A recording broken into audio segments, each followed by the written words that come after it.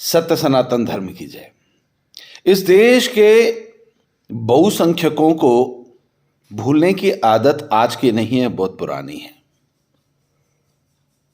इस देश के अंदर एक परिवर्तन की धारा प्रवाहित हुई 2002 से।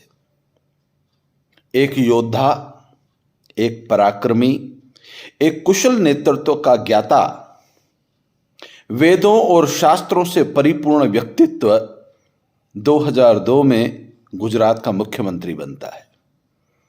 और 2002 के बाद इस देश के विपक्ष की नींद हराम होना प्रारंभ हो गई। नरेंद्र मोदी के रूप में गुजरात को एक मुख्यमंत्री मिला। उसके बाद गोधरा का कांड हुआ। गोधरा के बाद जो कुछ भी इस देश के अंदर हुआ, हिंदू जाग उठा।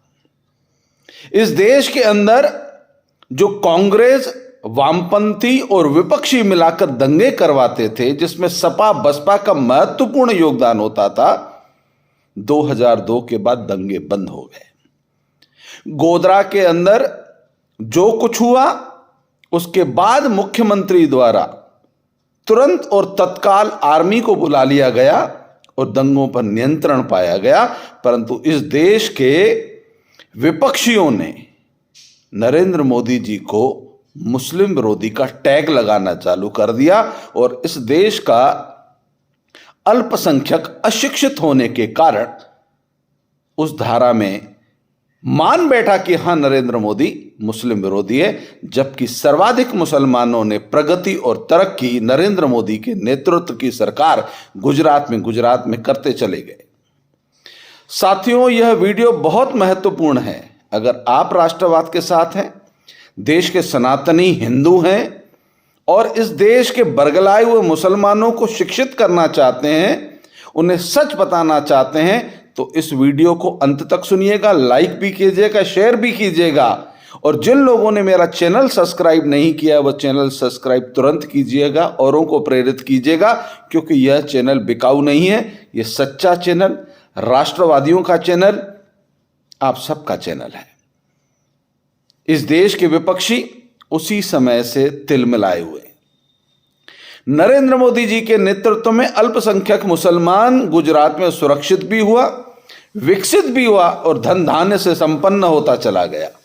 इसी दरमियान जब विपक्ष ने देखा कि नरेंद्र मोदी जी की गुजरात की सरकार ने प्रगति भी की है, देश को दिशा भी दी है, तो इन लोगों ने चिल्लाना चालू कर दिया कि यह मुस्लिम विरोधी है, कट्टर हिंदू व्यक्तित्व है, जबकि ऐसा नहीं था।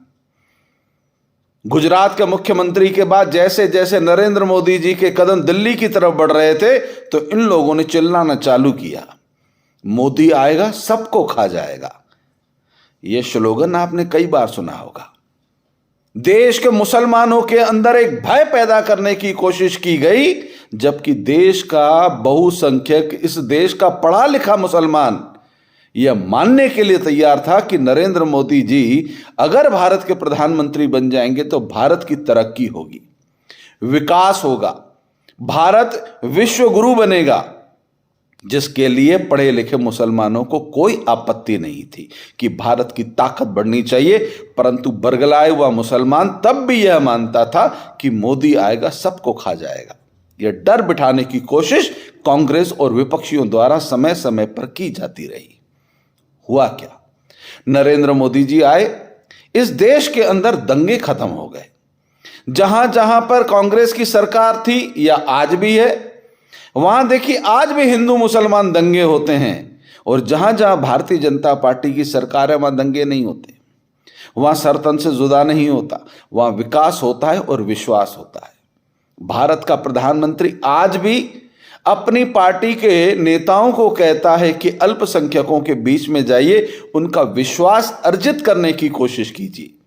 वो विश्वास नहीं करेंगे, यह बिल्कुल अच्छे से प्रधानमंत्री जी भी जानते हैं कि वह भाजपा पे विश्वास नहीं करते, नरेंद्र मोदी जी पे विश्वास नहीं करते, हिंदुओं पे विश्वास नहीं करते।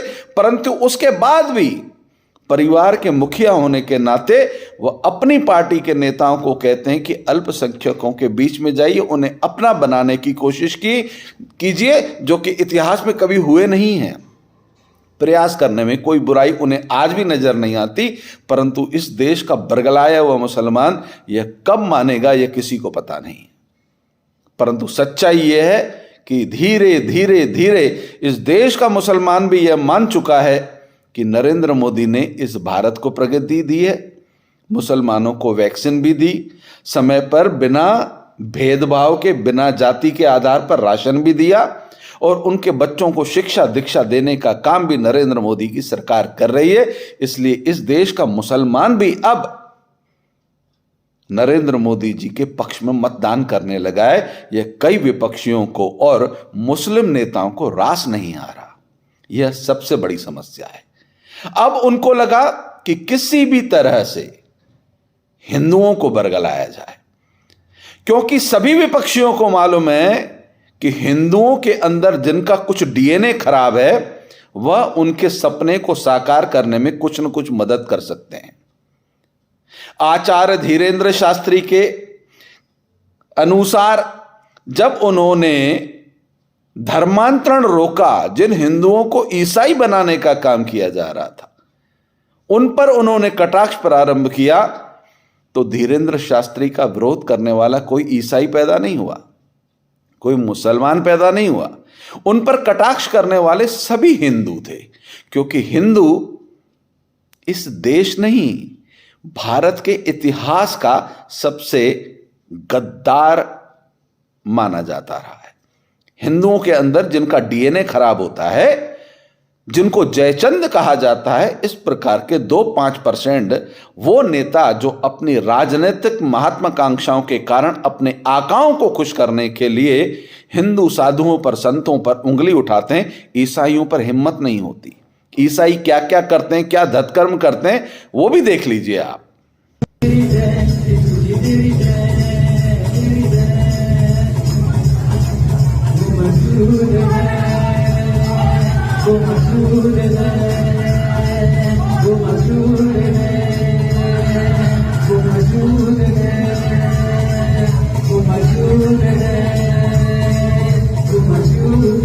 इस प्रकार के धतकर्म कई ईसाई भी करते हैं, परंतु इस पर कोई अंधश्रद्धा वाला उंगली नहीं उठाता, कोई वामपंथी उंगली नहीं उठाता। राहुल गांधी के साथ श्याम मानव यात्रा पर थे, वहां से बैठकर एक प्लानिंग किया गया कि सभी कांग्रेसी मिलकर हिंदू धर्म को बदनाम नहीं कर पा रहे हैं, प्रयास तो बहुत किए जा रहे हैं, श्याम मानव जी जाइए और आप इस काम पर लगिए।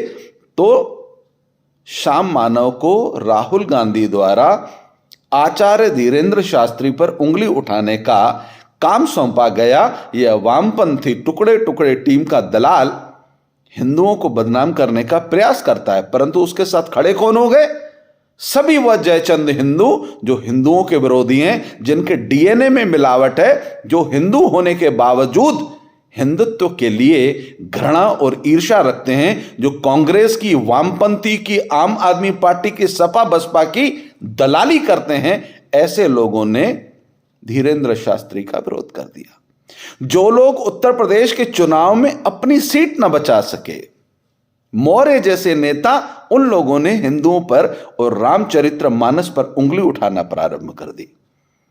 जिन लोगों ने बिहार के अंदर आतंक मचा रखा है, ऐसा बिहार का शिक्षा मंत्री हिंदू होने के बावजूद हिंदुओं के ऊपर उंगली उठाने लगा, क्योंकि इनका डीएनए खराब है।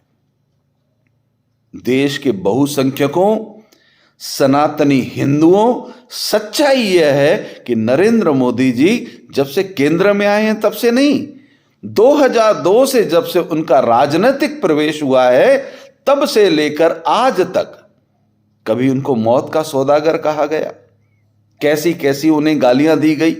केवल नरेंद्र मोदी जी को हटाने का प्रयास हुआ। उसके बाद जैसे ही योगी आदित्यनाथ की सरकार बनी तो ये लोग योगी के पीछे पड़ गए। किसी भी प्रकार से भारत का हिंदू अपना हक अधिकार नहीं मांगे। अगर हक अधिकार मानेगा, हिंदू सुरक्षित रहेगा, तो हिंदू के साथ शोषण होगा, और उसका प्रयास ये लगातार कर रहे हैं। आसाम के मुख्यमंत्री के पीछे पड़ गए, हेमंत बिस्व शर्मा, उन्होंने काम प्रारंभ किया। उन्होंने उन मदरसों को तोड़ना प्रारंभ किया जिनके अंदर अलकायदा के काम चल रहे थे। उनसे भी इनको बड़ी दिक्कत होने लगी।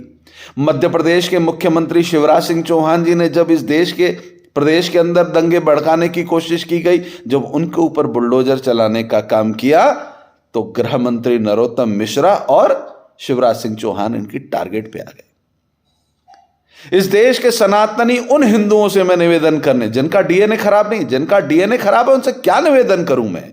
वो तो ना अपने परिवार के सगे हैं, ना अपने देश के सगे हैं, वो तो केवल अपनी लालच के अंदर, पद की लोलुपता के अंदर कांग्रेस का विधायक, एक टटपुंजा पद प्राप्त करने के लिए भी कमलनाथ और सोनिया गांधी के तलवे चाटने वाले नेताओं की बात नहीं कर रहा हूं, परंतु उन सनातनी हिंदुओं की बात कर रहा हूं जिनका जमीर जिंदा है, जो अपने भारत के प्रधानमंत्री के साथ खड़े होकर इस देश के अंदर मानवता स्थापित करना चाहते हैं। हम मुसलमानों के विरोधी नहीं है, मुसलमान हमारे विरोधी हैं। उनमें भी 10-20% जो सर तन से जुदा की बात करते हैं, जिनको अपने काम धंधे से काम धंधा रखना है, जिनको उससे कोई मतलब नहीं है, उनकी बात नहीं कर रहा हूं, परंतु अशिक्षित बरगलाया वो मुसलमान जो राजनीति का शिकार होता है, उनको समझाने की जरूरत है। और नहीं समझे तो जिस भाषा में समझे उस भाषा में समझाने की जरूरत है। परंतु हिंदुओं, सनातनियों, जागना तुम्हें है, अपने प्रधानमंत्री के साथ खड़े होना है, अपने देश के साथ खड़े होना है, इंसानियत के साथ खड़े होना है। और भारत के अंदर अमन, सुख, शांति, चैन चाहते हैं तो राष्ट्रवाद की सरकार स्थापित रखिएगा, जो सबका साथ, सबका विकास और सबके विश्वास की बात करती है। ऐसी सरकार स्थापित रखिएगा। मोदी जी का विरोध 2002 से चालू है, आज से नहीं है। जब से दिल्ली आए तब से नहीं है।